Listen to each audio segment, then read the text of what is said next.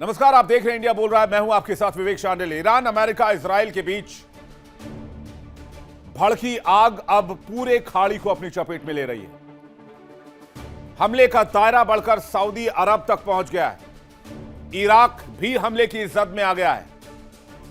Saudi अरब ने America के साथ मिलकर इराक पर धुआंधार हमले किए।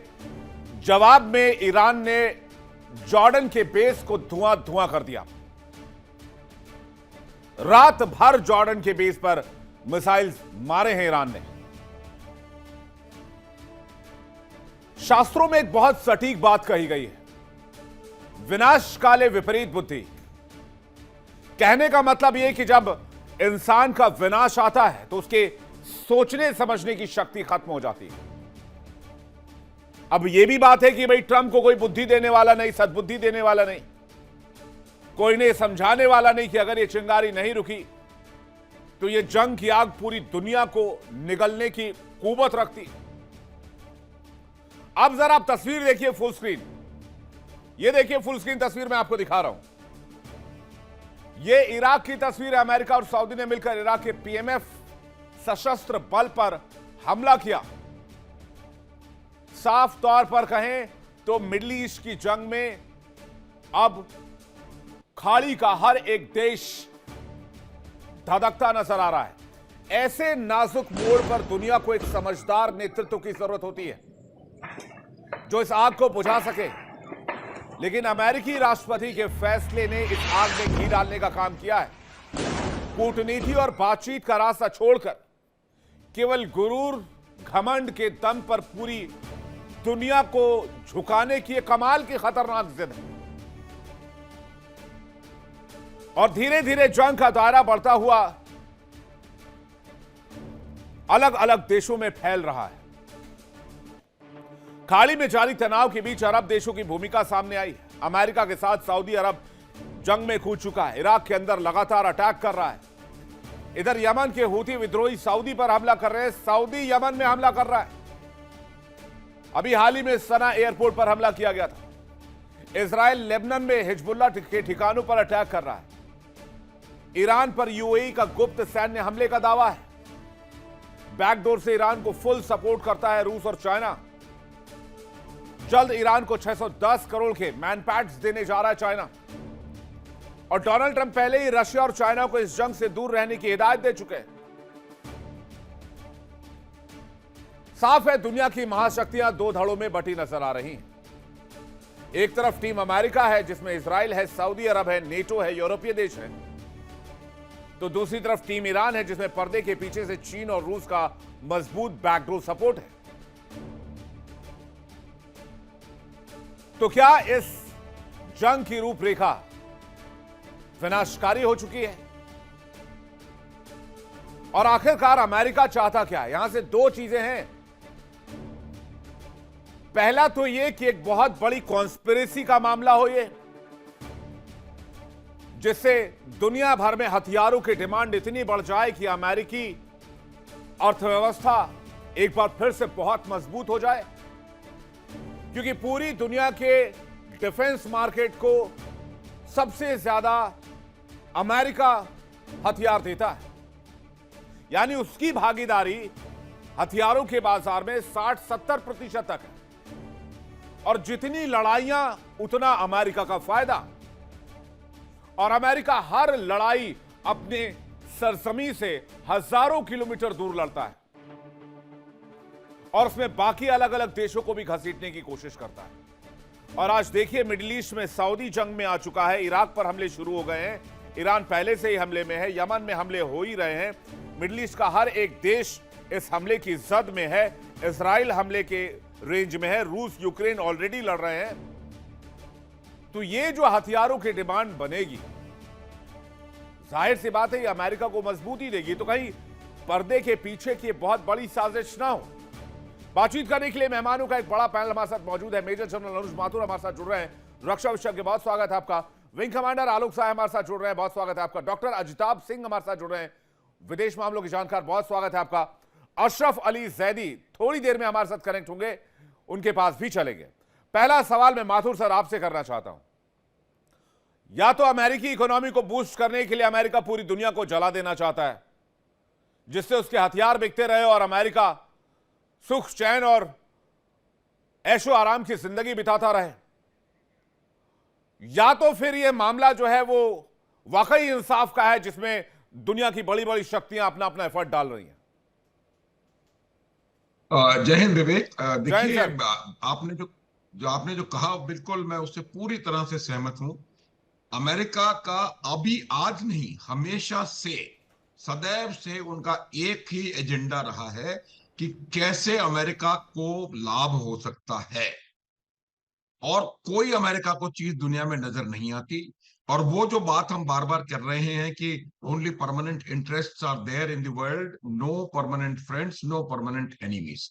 अब ये हो गया है कि no permanent anything as far as US is concern. Vivek, उनका बिल्कुल क्लियर एजेंडा है कि कैसे यूएस को लाभ मिले और कैसे वो वहां पर अपना अपना आधिपत्य जमाए रखे। ये बात मैंने बार बार कही है आपके चैनल के माध्यम से। फिर मैं कह रहा हूं आपको कि अगर अमेरिका को पश्चिम एशिया छोड़ करके वापस जाना पड़ा, तो वो अमेरिका के लिए एक बहुत बड़ा इकोनॉमिक कैटास्ट्रॉफी होगा बेबी। और इस वजह से वो नहीं चाहते कि कोई भी तरीका ऐसा निकले जिससे कि ईरान यहां से एक विजेता बनकर के निकल करके सामने आए। और इसलिए वो कुछ भी करने को तैयार है, उसमें चाहे सऊदी अरब चल के खत्म हो जाए या कोई और पश्चिमी शायद देश खत्म हो जाए, उससे उनको, मुझे लगता नहीं कि कोई खास उनको चीज नजर आ रही है। ये बात बिल्कुल साफ होनी चाहिए कि अमेरिका अपने इंटरेस्ट के लिए ये पूरा, देखिए, अगर किसी एक देश को फायदा है इस स्टेट ऑफ हॉर्मुज के बंद रहने से और शायद बाबल मंदिर के ऊपर दबाव आने से, उस देश का नाम है अमेरिका। हमारा अमेरिका से गैस का आयात 8% था, आज 60 के आसपास है। इस तरह, और अब अमेरिका क्या चाह रहा है, देखिए, कि किसी तरह से चीन जो है वो भी अपनी ऊर्जा की जो आपूर्ति है वो वेनेजुएला और अमेरिका के साथ कर सके, जिनको कि दोनों को खुद कंट्रोल करते हैं। उनका अपना इकोनॉमिक और जो सेल्फिशनेस है वो जहां पर भी निहित है विवेक, वो वही काम कर रहे हैं। आज ये जो दो इंपॉर्टेंट, एक चीज और विवेक बोलना चाहता हूं, दो इंपॉर्टेंट मीटिंग्स हुई हैं आज, और उन दोनों इंपॉर्टेंट मीटिंग्स का यही उनका जो आउटकम होगा आप आने वाले समय में देखेंगे। कुछ उसका ट्रेलर ऑलरेडी नजर आना शुरू हो गया है। आने वाले समय में आप दोनों फ्रंट्स पे भीषणता युद्ध की बढ़ते हुए देखेंगे, ये आप निश्चित रूप से मान के चलिए। जहां तक सवाल इजराइल का है, इजराइल का एजेंडा बिल्कुल क्लियर है। वो चाहता है कि किसी प्रकार से भी ईरान का वहां पर दबदबा ना हो, एंड इजराइल का unique point agenda is to remove Iran as a threat. और अगर आपको ईरान एज ए थ्रेट हटाना है, तो जो अमेरिका कर रहा है वो करना आपको वहां पर पड़ेगा, क्योंकि अब एक ही मात्र तरीका, जरिया जो है वो ईरान को दबाने का, वो आर्थिक रूप से उनके ऊपर इतना दबाव डाला जाए कि वो आने वाले काफी समय के लिए पूरी तरह से उबर करके उससे निकल नहीं पाए। और एग्जैक्टली वही किया जा जी। रहा है, चाहे वो ब्लॉकेड हो, चाहे वो उनके इकोनॉमिक एसेट्स के ऊपर स्ट्राइक्स हो। तो मेरा ये मानना है कि अमेरिका अपना अपना उल्लू साध रहा है और बाकी कुछ नहीं देख रहा दुनिया में। जाहिर सी बात है वो अपना प्रॉफिट देख रहा है, और दुनिया भर में हथियारों के लिए, अगर डिफेंस के लिए अगर देखा जाए, मैं सीपरी की रिपोर्ट भी पढ़ रहा था, ग्लोबल आर्म्स एक्सपोर्ट में अमेरिका की हिस्सेदारी 40 से 50% है, कुछ कुछ देशों में तो 60-70% तक है। और इसमें इसका जो मेन जो एक्सपोर्ट है, F-35 है, पैट्रियट है, हिमार्स है, अटैक हेलीकॉप्टर है, उन्नत गाइडेड म्यूनिशंस है। तो जितनी लड़ाइयां होंगी उतना ये बाजार फलेगा फूलेगा, और जितना ये बाजार फलेगा फूलेगा अमेरिका को उतना फायदा होगा। ईरान में क्या हो रहा है, ईरान में खामनेई सरकार कैसे चला रहे हैं, मुश्तबा खामनेई क्या कर रहे हैं, IRGC क्या कर रहे हैं, उससे खाक अमेरिका को कोई लेना देना है। उसको तो उसका भाई, आज की तारीख में अमेरिका के ऊपर उसका जो GDP है उसके 125% का डेट है, उनके ऊपर कर्ज है। तो वो कर्ज को देखते हुए मुझे लगता है इस जंग की शुरुआत की गई है, और ये लड़ाई जिस तरह से बढ़ रहा है, और सऊदी जिन हथियारों का इस्तेमाल करता है, कतर जिन हथियारों का इस्तेमाल करता है, इजराइल जिन हथियारों का इस्तेमाल करता है, मैक्सिमम तो यूएस से आते हैं। जितना हथियार खर्च होगा उतना यूएस को फायदा। जैदी साहब क्या कह रहे हैं, आप इसको कैसे देख रहे हैं? देखिए सर, जंग में जो रात हुआ, वो सऊदी ने इराक के ऊपर जो हमला किया, वहाँ की पॉपुलर मोबिलाइजेशन फोर्सेस के ऊपर, वो एक हमला था ईरान इराक की सॉवरेनिटी के ऊपर, उसको हमला माना गया। जबकि ये इराक का सऊदी से कुछ लेना देना नहीं है इस पूरी जंग में। लेकिन चूंकि सऊदी ने के ऊपर जो हमले हैं वो यमनियों की तरफ से हैं, यमन के ऊपर उनका ब्लॉकेड है पिछले 4 साल से, तो उसके मुकाबले पे बाबुल मुंदब में यमनियों ने भी उनका ब्लॉकेड किया है और हमले उनकी रिफाइनरी पर ऊपर है। अब जब इराक की किसी भी ग्रुप की तरफ से 17-18 ग्रुप्स हैं जो पॉपुलर मोबिलाइजेशन फोर्सेस के अंडर में आते हैं, उनकी तरफ से किसी भी हमले की किसी तरीके की जिम्मेदारी नहीं ली गई है और उन्होंने इसको कंडेम किया और बोला कि ये हमला हमारी तरफ से नहीं है और हो भी नहीं सकता विवेक। वो इसलिए कि इराक के जहां के ऊपर ये हमला हुआ है, इराक के अंदर अरबईन का प्रोसेशन चल रहा है जिसके अंदर तकरीबन 2 करोड़ से लेके 3 करोड़ तक लोग उस अरबईन प्रोसेशन में शामिल हैं और दुनिया भर के लोग गए हुए हैं। जो नजफ से करबला जो होली सिटी है वहां पे चल रहा है और ये जो पॉपुलर मोबिलाइजेशन फोर्सेस हैं, पूरा इंतजाम इन 2 से 2.5 करोड़ लोगों का उन्हीं के हाथ में होता है। तो कोई भी ताकत मुल्क की कि जो अपने लोकल और अंदरूनी मामलात में व्यस्त हो, इस हालत में पड़ोसी देश पर हमला करे, ये किसी भी तरीके से नहीं लगता। ये देखिए, इसके अंदर जो सेंटेकॉम है, जो अमेरिका का जो इशारा है और सऊदी नाचता है अमेरिका के इशारों पर, ये कहीं ना कहीं वो फैसला है जो वाशिंगटन डीसी या फिर अमेरिका और नेतन्याहू के बीच में जो मामला चल रहे हैं उनको लेके उधर से इशारा हुआ और इराक के ऊपर ये हमला इस हालत में कि जब वहां पे 2 करोड़ से ज्यादा लोग उस अरबईन प्रोसेशन का हिस्सा हो, एक वाकई एक बड़ा हादसा है और जिसकी निंदा जो है कि जिसके अंदर तकरीबन 20 से ज्यादा लोग मारे गए हैं, 30 से ज्यादा लोग जख्मी हैं और ये हमला उसी एरिया में किया गया जो करबला नैनवा प्रोविंस है। जी। नैनवा का जो एरिया है जहां करबला वाक़ है, जहां पे करोड़ों लोग पैदल रवी कर रहे हैं, वॉक कर रहे हैं, ये उसी एरिया में जो हमले हुए हैं, ये इसकी निंदा हो रही है। इराक की गवर्नमेंट ने इसकी निंदा की है, वहां के वजीर आजम ने इसकी निंदा की है और जो मोबिलाइजेशन फोर्सेस हैं, ये पॉपुलर मोबिलाइजेशन फोर्सेस, इन्होंने अहद किया है कि हम इस हमले का बदला जरूर लेंगे। मुझे नहीं लगता वो इस हालत में बदला ले पाएंगे जब उनके यहाँ पे एक बहुत बड़ा प्रोसेस चल रहा है, लेकिन बदला जरूर लेंगे क्योंकि उनके पास भी ताकत है। यमन ने, जहां तक मुझे लगता है, जितने भी हमले हैं अब तक यमन सऊदी के ऊपर, सऊदी की रिफाइनरीज के ऊपर, वो यमन की तरफ से हुए हैं। अब चूंकि यमन को जवाब देने लायक नहीं है सऊदी अरब और ईरान का जो ईरान के हमले हैं उनका रिटेलिएट तो नहीं कर पाया, उन्होंने इन हमलों की जो जिम्मेदारी है वो हशदुशाबी यानी वही पॉपुलर मोबिलाइजेशन फोर्सेज है उनके ऊपर डालकर अपना गुस्सा उसके ऊपर उतारा है, या फिर एक बड़े गेम का हिस्सा हो सकता है जिस तरह आप कह रहे हैं। यानी सऊदी चाहता है कि इस जंग को इराक के अंदर घसीट के ले जाए, लेकिन याद रखिए इराक के अंदर भी एक बड़ी रेसिस्टेंस फोर्सेस मौजूद हैं, हशद शाबी के शक्ल में और पॉपुलर मोबिलाइजेशन फोर्सेस के शक्ल में, जो तकरीबन 20 से ज्यादा यानी 17 या उससे ज्यादा ग्रुप्स के ऊपर मुश्तमिल है, जिन्होंने 2 लाख अमेरिका से और ज्यादा इसराइल लड़ाके हैं और पीएमएफ की, अगर बात की जाए पॉपुलर मोबिलाइजेशन फ्रंट जिसकी आप बात कर रहे हैं। तो क्या इराक को घसीटा जा रहा है इस लड़ाई में, जबकि सऊदी भी आ चुका है, इराक भी आ चुका है? मैं आलोक जी का इस पे वो चाहूंगा वर्जन, क्या है उनका वर्जन? जी आलोक जी। नमस्कार विवेक जी। देखिए, ये कहने की बातें हैं कि वो आक्रमण नहीं करता, वो आक्रमण नहीं करता। इराक के ऊपर दोनों तरफ से आक्रमण हुए हैं। ईरान ने भी आक्रमण किया है। इरबिल के पास क्या हुआ था? 26 और 27, 27, 28 दोनों दिन आक्रमण हुआ है, भरपूर आक्रमण हुआ है। सऊदी की तरफ से भी आक्रमण हुआ। वहां पर 2 गुट हैं। एक गुट और अपने दूसरे विरोधी गुट को वो आक्रमण कर रहा है, उसके विरोधी गुट को वो आक्रमण कर रहा है। तो रोज खबरें आ रही हैं, इसमें छिप नहीं सकता ये सब बातें। दूसरी बात, युद्ध का दायरा जो आप बता रहे हैं ना विवेक जी, वो बढ़ता जा रहा है। बहुत ही खतरनाक स्थिति है, मैं आपको बता रहा हूं। और इसके लिए अमेरिका, देखिए अमेरिका जिम्मेवार है। आपका जो आपने जो नैरेटिव सेट किया, बहुत अच्छी बात है।